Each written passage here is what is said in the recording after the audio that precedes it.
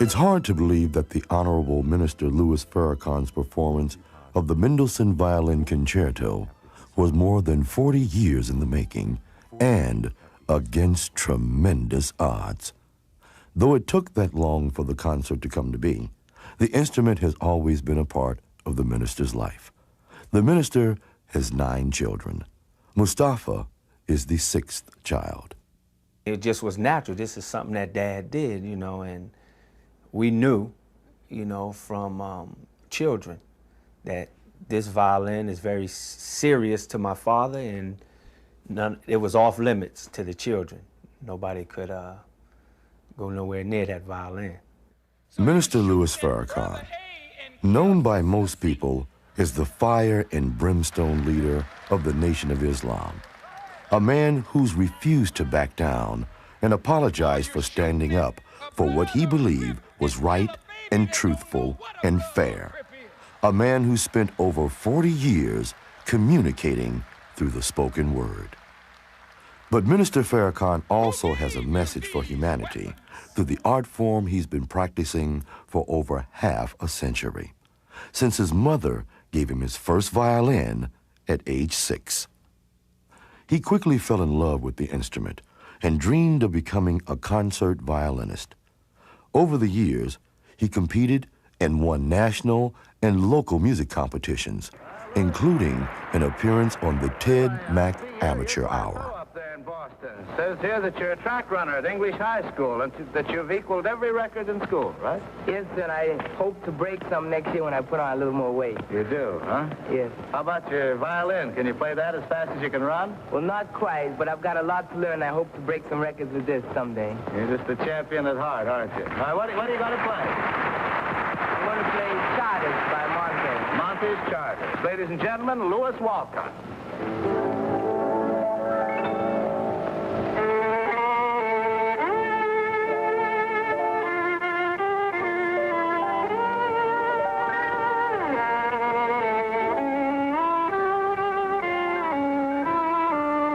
For 2 years while I was in college, I played in churches, I played at the chapel service, and Horace Heidt came to town, and because of segregation, the NAACP really raised some sand, and Horace Heidt gave blacks with music a special audition, and I won the audition and went to perform with him on his national radio show coming from Raleigh, North Carolina. But it wasn't long before he stared directly into the ugly face of racism.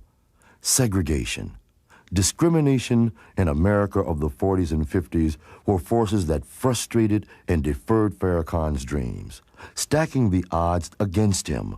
By now, the piece he was learning was the Mendelson Violin Concerto. It was the last work that I was doing when I left playing the violin about 44 years ago. I was in high school, and my teacher, who was Russian, gave me the Mendelson. We had worked on the first movement, and then I went on to college. And since there were no black violinists in a segregated southern city, I could not take any more formal lessons. So music, in a sense, died in terms of formal training. But his artistic roots and classical desires always tugged at him, and his violin was never far from his side.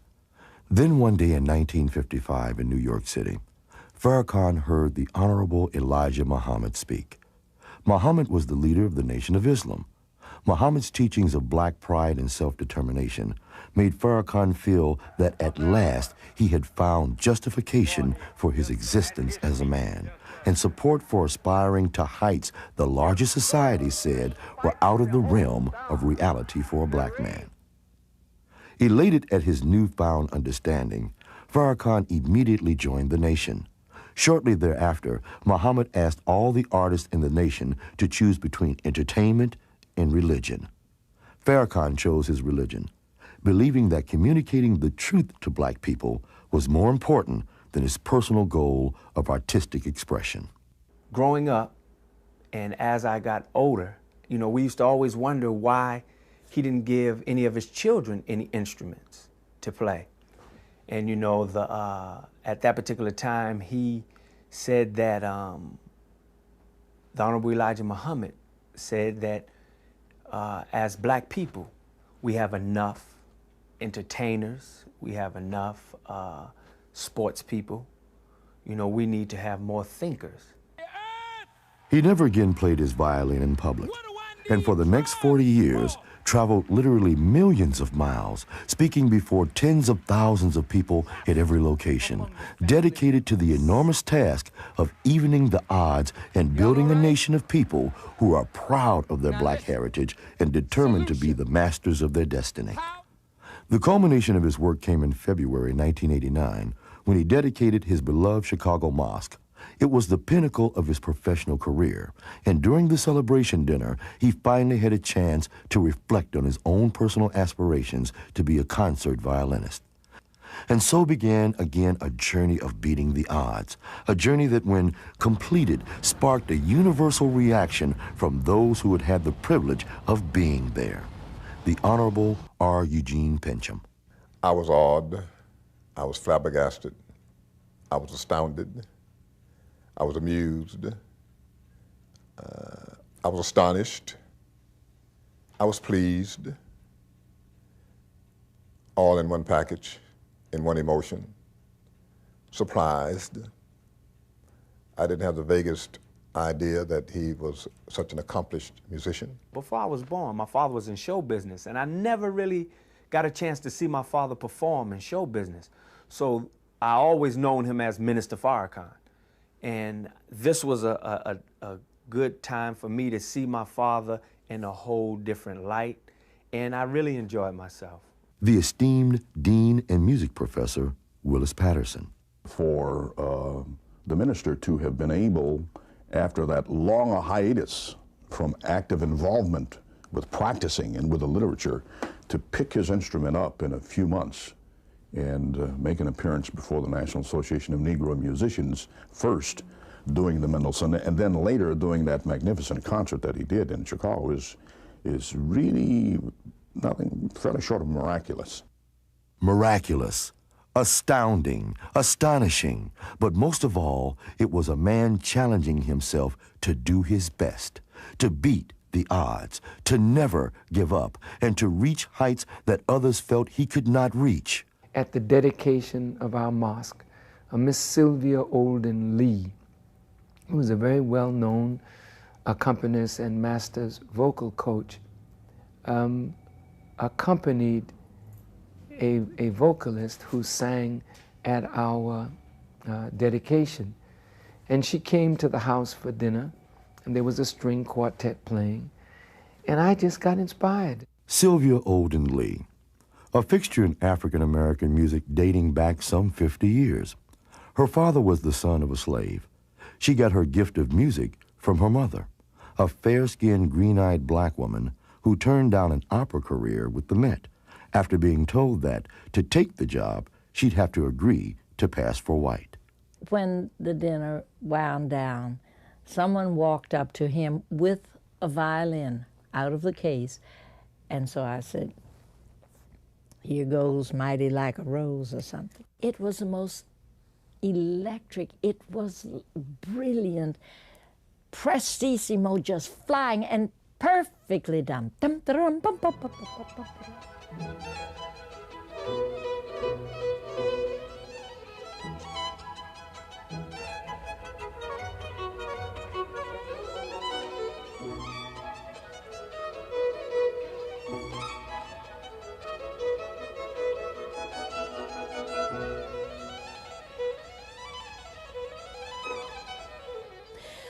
I was just captivated. She was so shocked at my musicianship that she began to tell so many people about my musical ability.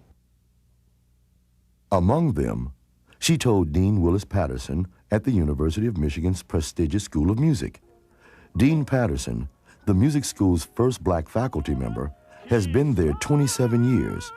Olden Lee and Patterson, members of the 75-year-old National Association of Negro Musicians, were preparing for the group's annual convention to be held in Chicago. I said, do you have your celebrity for Chicago yet? And he said, no, Dr. Patterson said. And I said, well, what about Minister Farrakhan? What about Minister Farrakhan? I said, for violin. Violin. She called me after that occasion and told me that you won't believe how fantastic a musician this man is. And I said, well, but I can't imagine. I thought she might have been talking that he, you know, that I'd heard that he'd been a calypso singer and done some jazz, and I figured that's what she was talking about. I said, I know, because I didn't know it either. It's the most stunning thing to learn. Minister, he plays violin. I said, like Isaac Stern and the rest of his ilk. Patterson wrote to the minister requesting that he play for the convention. And at first I said, no, I'm not going to do that. And finally I said, I think I will. He was a sensation. He spoke first. He wanted to play first. I said, no, you speak first, and then you play, because church is going to be out when you get through playing. So I spoke, and then I picked up my violin, and I played Meditation from Thais and Shadas. And the people, you know, kind of went off. And they were so shocked, Farrakhan with a violin. They were all absolutely astounded at the musicianship and tone quality and the affinity to the music, because he played without score. The Meditation from Thais. When he started playing this meditation, I know the people, you know, I actually seen people in the audience crying. Not only was this a genuine person of high intellect and integrity, but also a person who was unusually knowledgeable about music for a person who was not a practicing musician. Shortly after that concert, Michael Morgan, an internationally acclaimed conductor, approached the minister.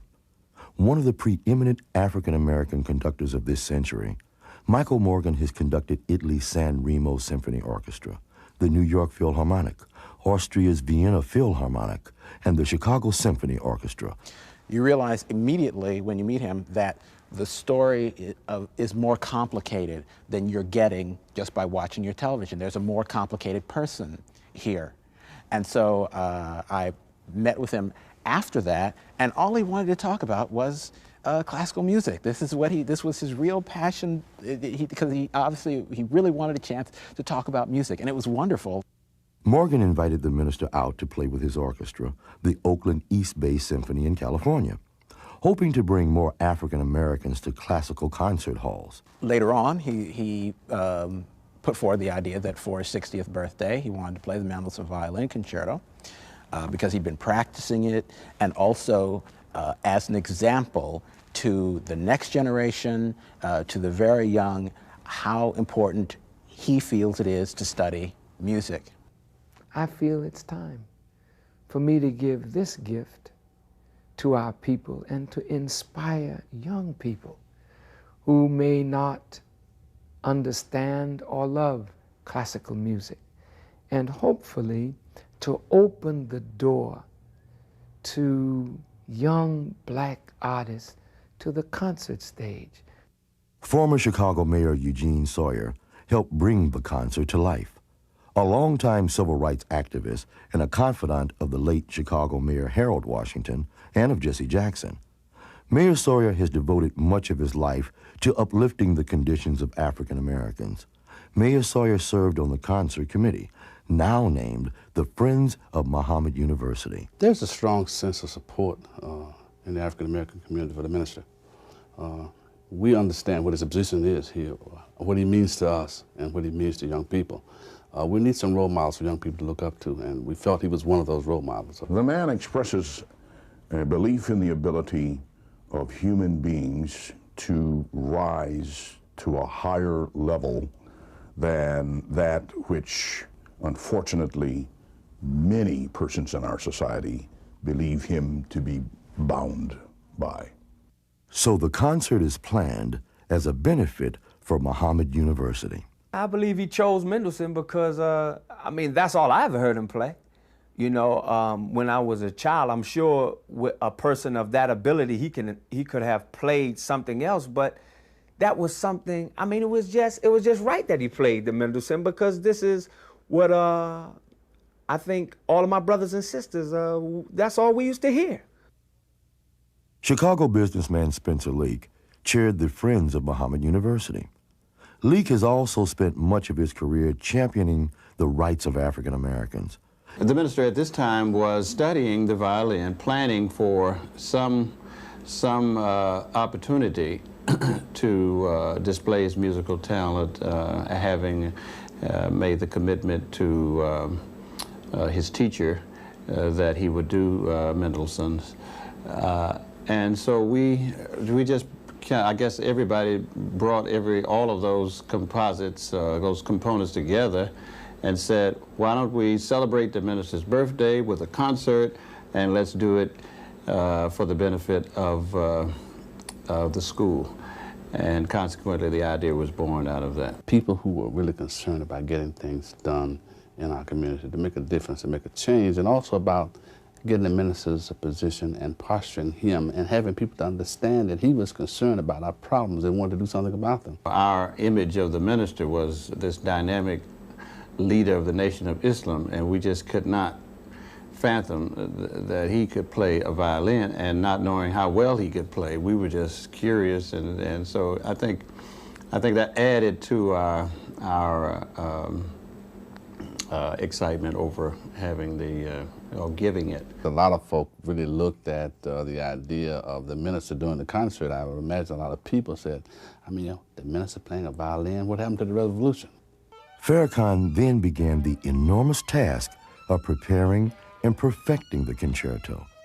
First, he went to Chicago violin dealers Bain and Fushi, the top violin dealer in the U.S., selling instruments like this nearly 300-year-old Stradivarius valued at $3 million. Bain and Fushi representative Joe Overmeyer. We had heard that he was a good violinist. We had read it in several articles, and we always wondered, well, is he a good violinist? This is interesting. If I would think of a violin for Minister Farrakhan, I would think of a violin that has a lot of rich qualities to it. Dark, rich qualities, not so much the power, because he is a powerful player. He brings that to the violin himself. Overmeyer directed the minister to renowned violin instructor and professor of violin at Roosevelt University, Elaine Skorldin-Forman, an instructor he chose because she's not only a teacher to violinists playing worldwide, but also a performing soloist. I went to his home when we met, and I found him to be most cordial and gracious and charming and in love with music. Very knowledgeable about music, about instruments, certainly. And I think he told us that earlier in his career, when he had really been practicing a lot, I'm not sure what age, but you know, he had been in New York City and made the rounds to the various violin shops and was well acquainted with dealers and fine musical instruments. He explained to me how, as a youngster, he had studied the violin and really didn't have any formal training since the time he went off to college. Back when I was around 4 years old, when we lived in Boston, Massachusetts, my father would always be playing his violin in the morning time. You know, we would wake up to the violin, and I could recall, you know, my family, as my sisters were going to school and my older brothers were going to school. At that particular time, I wasn't of age to go to school, so I used to walk around the house and follow him around from room to room, watching him play the violin. And at that particular time, it was the first movement of the Mendelssohn. What he had studied but never quite completed was his favorite violin concerto by Felix Mendelson. So he thought this would be the perfect thing to perform, but we had to do a lot of work because he only learned the first movement, and there are 3. So we got started the following week.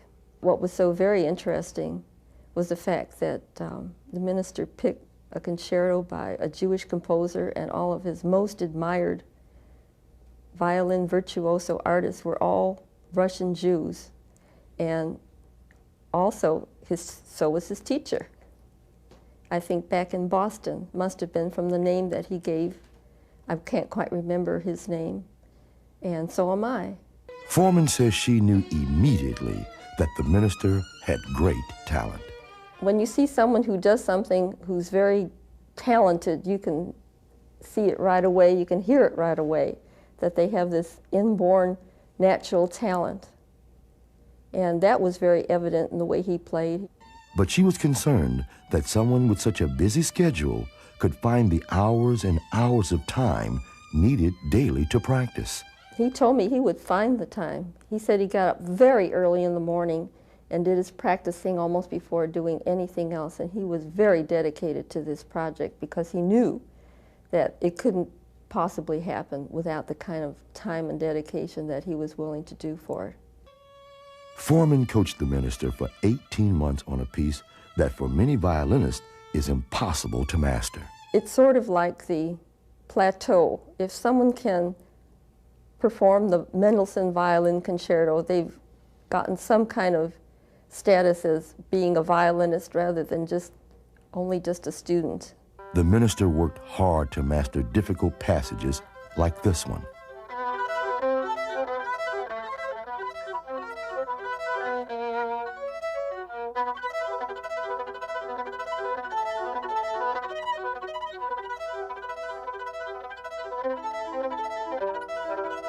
All sorts of different combinations of use of the bowing and being all over. Did you notice it went from the lowest notes to the highest notes, and it had trills and double stops and everything combined, all in quick succession.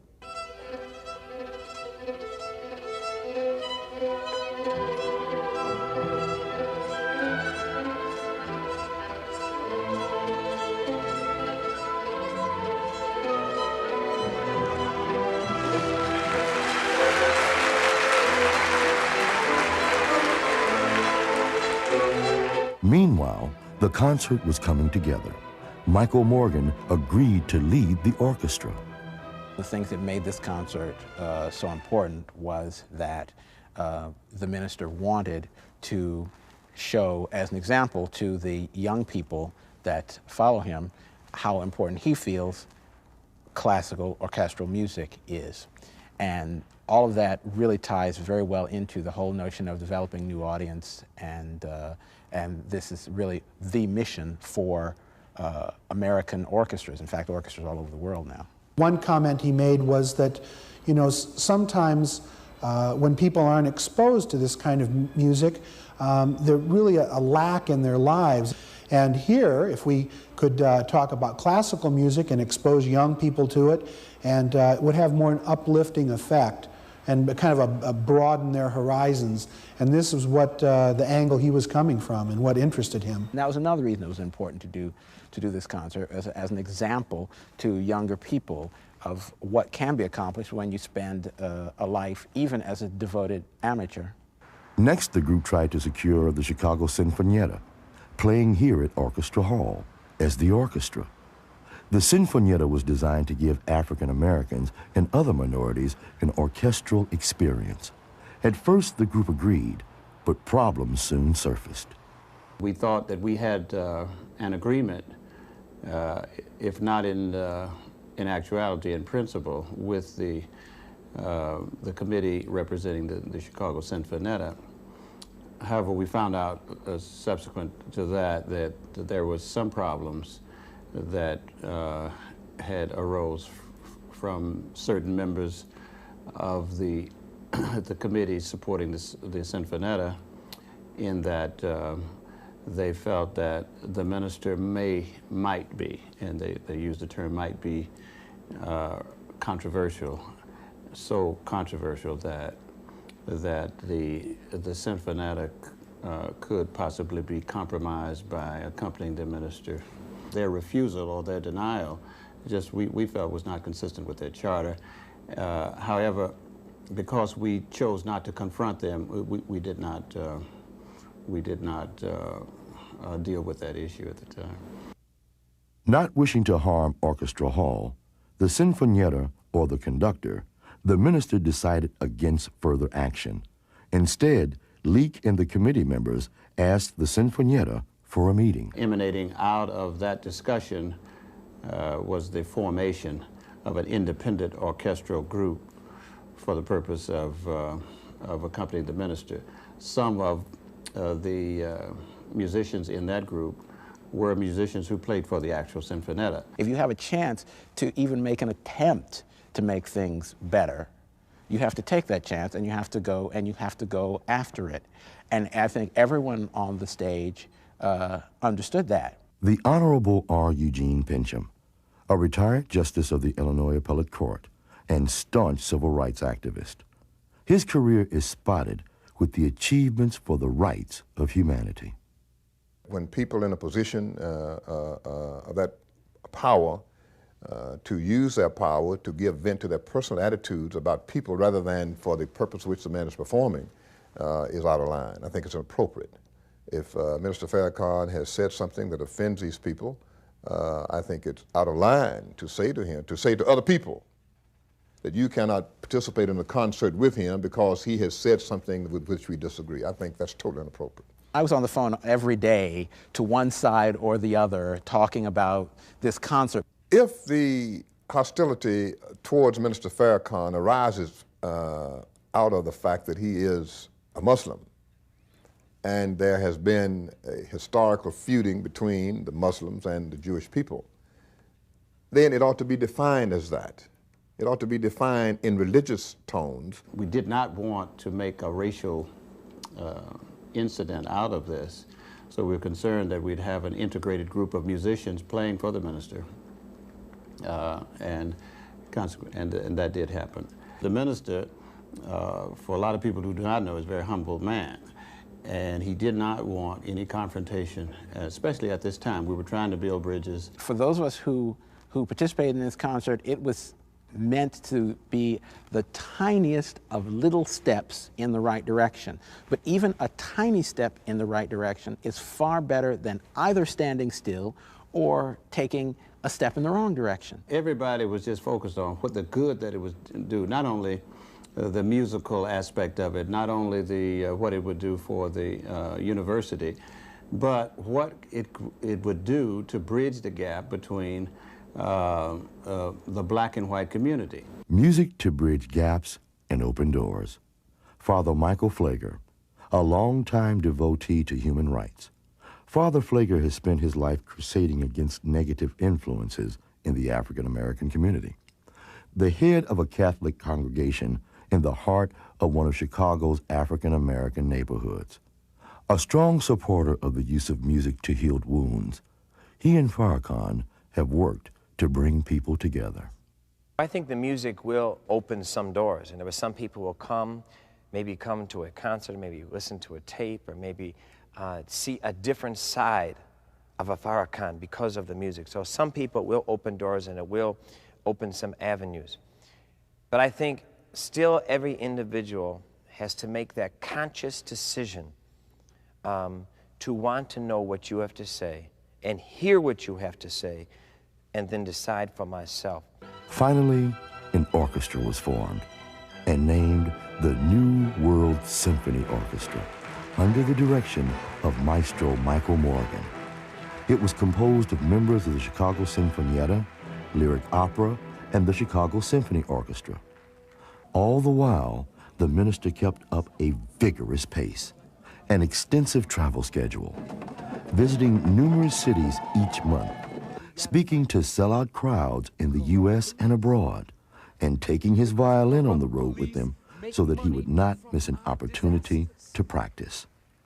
While at home, he often awoke at 1 in the morning to steal a few precious moments of practice time. Even with this, his practice time was far less than the 6 to 8 hours of daily practice most accomplished violinists insist upon. I would accompany him much of the time and have him get the sense of the whole piece that way. He said it was very helpful. And the first few times he said he couldn't concentrate on what he was doing because he was so distracted by all the other notes that were being played at the time. But after a while, you get used to that. We worked a lot together, piano and violin. We worked a lot violin with violin, and I demonstrated many, many little details, and he was just eager as can be to absorb all of them.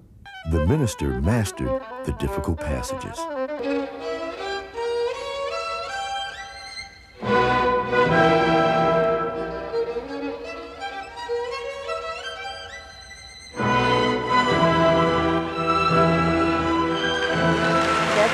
That's very difficult, and it's all by itself. The violin is playing totally alone, and there's no way that anybody else can play louder or cover it up or maybe disguise some of what's going on. You're all alone, and it's very clear what's happening, and he played it well, really well.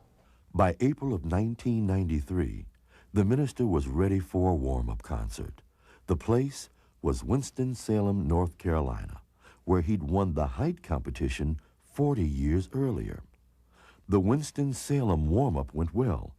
A reporter from the Winston-Salem Journal called it one that had thoughts erupting like firecrackers, an astonishing performance for the degree of technical refinement, sure tone, and rhythmic incisiveness, a performance that at times turned into athleticism, adding, one got the sense from his playing that he could do anything he set his mind to. A New York Times reporter had also slipped into the audience. He asked the question, can Louis Farrakhan play the violin? God bless us, he can. The reporter went on to say, Mr. Farrakhan's sound is that of the authentic player. It is wide, deep, and full of the energy that makes the violin gleam. I was very elated, but he just didn't play that instrument. He smashed. He got down, let me tell you. I mean, the brother, you know, it was like our hearts was in our throats, you know, and I was like, oh, Pops, he's about to do it. He's in front of all of these people. And he represents our family, and on a broader level, he represents a people. So we didn't want him to get up there in front of all of these people and make, you know, critical mistakes, because my father is a perfectionist. So I wanted it to come across excellent and beautiful, and it did. And it came across like that, and we were very elated. I mean, I was so elated that, I mean, the tears were just running down my face, and I looked over at my mom, and my mom was just crying. I mean, it was just a very, very emotional moment for us to see our father in another light. 1 month later, it was time for the Chicago concert.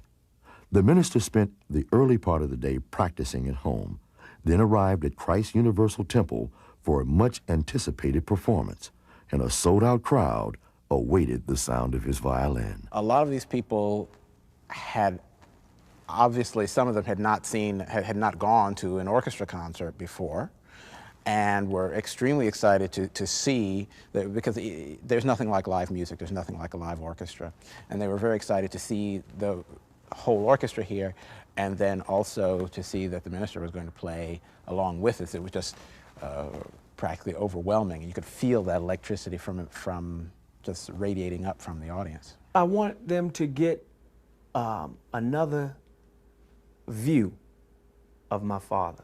You know, he has been a stereotype, you know, as this racist, hater, and bigot, and what have you, but music really bears the soul. Meanwhile, back in his dressing room, the minister waited, warming up his violin for the night he'd taken 2 years out of his life to train for.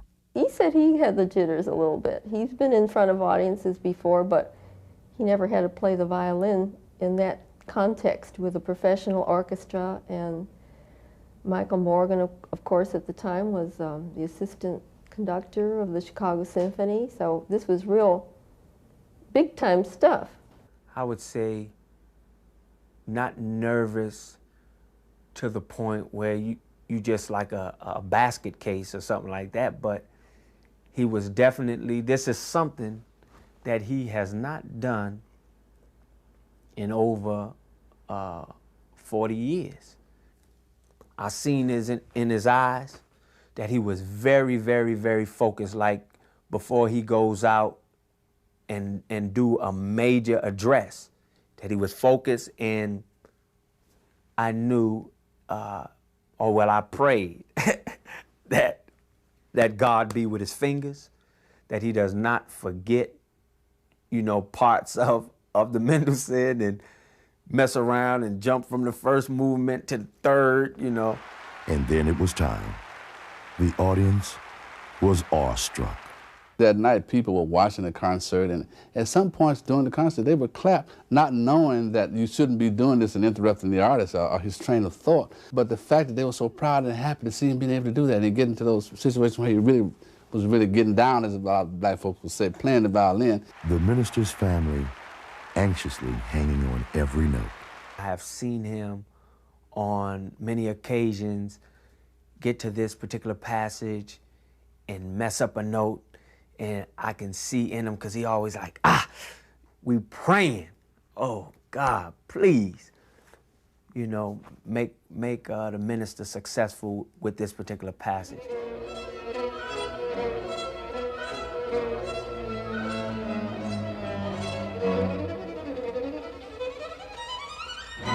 And I'm gonna tell you, he nailed it. And that's the way I felt actually about the slow movement of the Mendelson, is that you could hear more of his personality come through.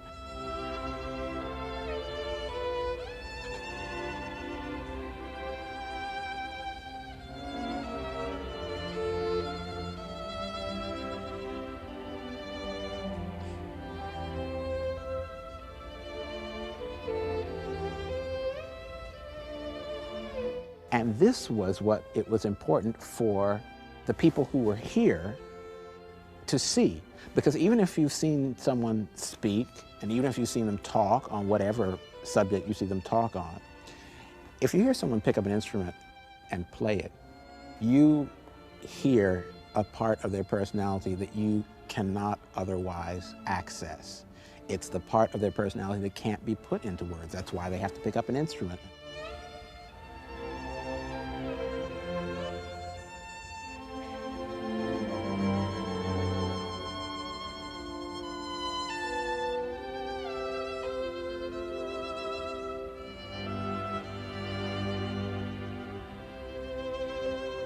If the minister had decided to become a professional violinist and a professional musician, he would have done extremely well. He has that kind of natural ability, and he had very fine teaching as a youngster. He would be well amongst the top-rate violinists in the world, I'm sure. I was very proud to be his teacher. He did a splendid job. Hear him for yourself. Don't let somebody else form your mind and mold your way of thinking in life about Mr. Farrakhan, about yourself, about anybody. I greet all of you, my dear and wonderful brothers and sisters, with the greeting words of peace. Assalamu alaikum. I thank him for my mother, who is not here tonight, but in spirit, she definitely is here. And I thank him for my wife and for my children who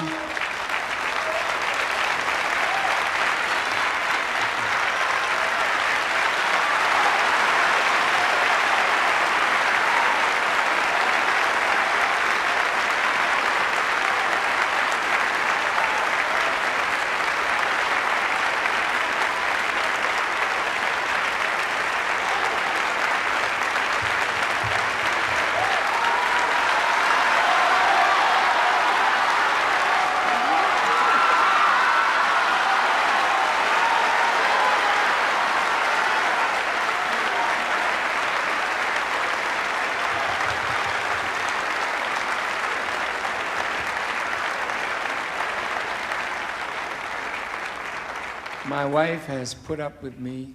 The minister's comments after the concert were so humble and so mutually beneficial to all. We just felt we were on a high leaving there, because we felt that in the aftermath of the concert that only good things could come forward. The fact that he sacrificed 2 years to try to show the world who he, Minister Farrakhan, was, or who he is, to try to show the world that he is not anti-Semitic, that he is a person of compassion and of love and of kindness and of tenderness, that he would take the time, 2 years of his time, to encompass that into a concert is meaningful in my judgment. I believe one of the things of playing the violin was for them to get a better look at him and for him to get closer to his brothers and sisters that are afraid of him. When you're talking about freeing an entire people, you know, you need all the brain power to accomplish this goal. I am, shall I say, hopeful that this concert and this effort on the part of the minister will expose him, a side of him that some of his opponents have not seen and not witnessed. And hopefully that will give them a better and a greater and a more accurate insight of the man than they have had without this exposure. Music is a universal language.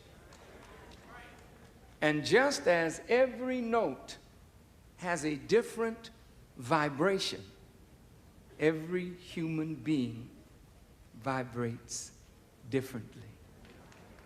As you notice, when these musicians were warming up, it sounded like chaos. But when the concert master came out to prepare the way for the conductor, he signaled to the oboe, and that wonderful reed instrument gave the A that they all tune up by. And A, I think, is 440 vibrations. Now, after they all tuned up, they were ready for the conductor.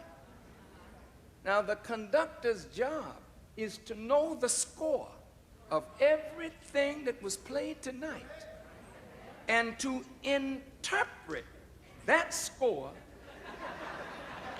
that the soul of that person who wrote the song will live through him and through the wonderful musicians who play under his baton. Human beings are like this. Different shapes, different colors, different sizes, different vibrations. But what the world needs now is a composer.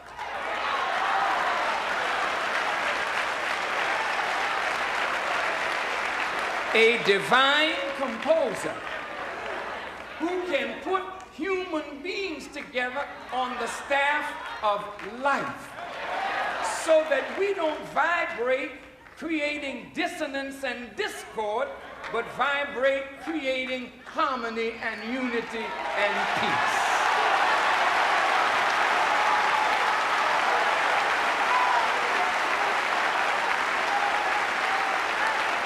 That is the lesson that a symphony orchestra taught us tonight. I think you can begin to erase years and years of confrontations with a concert of that magnitude. You have to start somewhere. We've got to, as a people, begin the process of getting along. That process has started, and we've had success in some areas, and then we've taken backward steps. However, that does not deter me or those of us who feel like the Minister Farrakhan that we've got to eventually bring all people together. He loves every man. There is no man, black or white, that he hates. No man can bring him down to a position where he would hate him. I have known Mr. Farrakhan for maybe 10, 12 years. I have sat at his home. He has sat at my home. I've spent hours talking with him. discussing with him. I've listened to him speak at the mosque. I let him speak here. I've listened to tapes upon tapes. Minister Farrakhan is neither anti-Semitic nor anti-white. I'm not suggesting that anti-Semitism does not exist in America. Indeed, it does. And I'm not suggesting that it should not be attacked. Indeed, it should be. But to single out him and say that he is the leader of any anti-Semitic movement in this country is just outrageous, outrageously false. This beautiful and wonderful violinist who has taught me for the last near 2 years and prepared me to come before you tonight, Miss Elaine Scorodin Foreman. Would you please come up, Miss Foreman?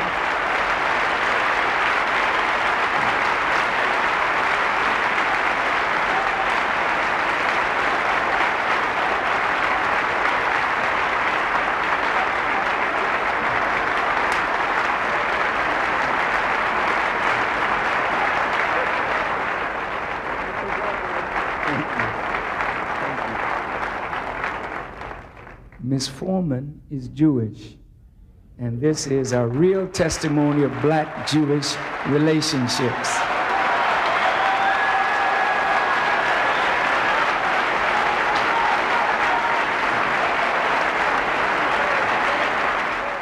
He's a role model to me as a white male. And he's a role model because, one, he speaks what he believes. Two, as a person with a spiritual rootedness, he makes it very clear that his responsibility is to not fear anybody but God. That's what we have to instill in our young people. He demands that we address the real issues. He has a hunger to unveil truth and stop putting it under the rug and to pretending like it doesn't exist and not ask the hard questions. He has a conscience, not just to America, but to society, to the world. He's a conscience, and he continues to prick it and demand that we address those questions. And doing that is painful to people. Truth is painful. For us to come here tonight with Christians, Jews, and Muslims together with music, we had to overcome something to get here tonight. And the forces that we all overcame were forces that bring death to the human spirit. Fear, anxiety, wonderment over pain and suffering and loss. But we overcame that to come here tonight, to be together in a night of music. Yeah, he's my father, and I feel very honored to even have a man in front of me like this. But honest to God, I tell you, he is the most beautiful human being besides my mom's. You know, I gotta go home now. You know, but he's the most beautiful human being that you would ever get a chance to meet in this life. Through the violin and through him, the way he is, it really showed me how to really be a man. He stands up for us, and that's basically what I really love about him. Stay with us now as we take you to Chicago's Christ Universal Temple and bring you Minister Louis Farrakhan playing the Mendelson Violin Concerto. But first, some brief comments on music. For me, music, like truth, is the essence of my life. When I gave up my music and became totally focused on the plight of black people, I became somewhat nationalistic and narrow in my focus. Music, as it expands my breast, it expands my breast to include more than just the condition of my own people, but the condition of the world as a whole. Music and its universality causes the person who is in tune with what he or she is playing to become aware of the beauty of human beings, all human beings. There is healing in music, there's joy in music, there's the enlivening of the human spirit by means of music. The human heart can be crafted just like the Strad or the Guarnerius. And when you've got the right kind of heart and the right kind of message, and that message coming through a pure heart, that's music. And that kind of music of knowledge clears away ignorance, which is the worst enemy of the total human family. And once you impart knowledge to people out of a heart filled with love and compassion, then you lift people from where they are to where God wants them to be. Naturally, I would think that those who never knew that I played the violin and all of a sudden saw me playing the violin, many thoughts might go through their minds. People really don't know Farrakhan. They know me as a teacher, but they don't fully know the soul of a man, and I think that can best be expressed through music.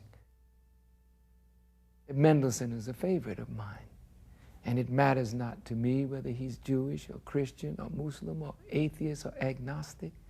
The man's music was simply divine. What will we see tonight? What will we hear tonight? And I hope that they will be pleasantly and joyously surprised, and I hope they'll be uplifted. And if they come feeling low, I hope they will go out feeling a high. And if they come ill, I hope they'll go out feeling well, that music played from the souls of people who really love can help in the transformation of human life. And now, against all odds, and for the love of music, Minister Farrakhan offers to his beloved community and to the world the tender and compassionate music of Felix Mendelson as he performs the famed Mendelson Violin Concerto.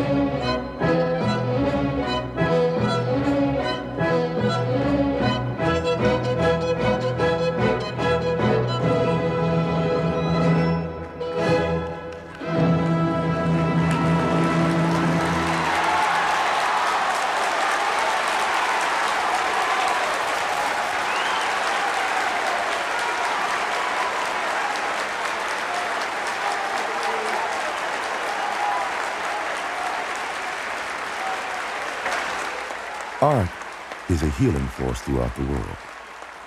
African American art, particularly music, has been able to permeate homes throughout the worldwide community and communicate our respect and appreciation for humanity. What we in this country call soul. Louis Farrakhan has conveyed his love and appreciation for the world's people through his music and through today's performance of the Mendelson. We hope that you remain with us as we all attempt to build a more just, honest, and decent society. For as we approach the 21st century, your quest to do just that will take many forms. It is our benefit musically and spiritually that Minister Farrakhan has chosen to perform the Mendelson as one such form.